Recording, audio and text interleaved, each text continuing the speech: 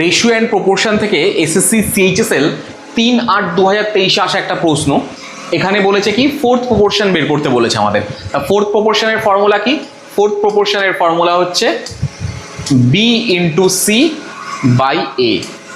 এখানে প্রথমেরটা হচ্ছে এ, সেকেন্ডেরটা বি, আর এটা হচ্ছে সি।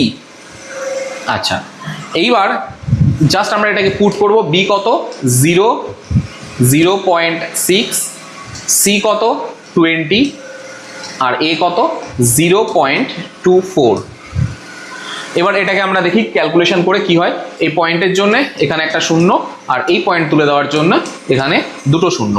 নর্মালি যদি এটাকে কাটি, 6 দিয়ে কাটলে 4, 4 দিয়ে কাটলে 5, তাহলে 5 × 10 মানে হচ্ছে কত? 50 হচ্ছে আমার অ্যান্সার। Option number A.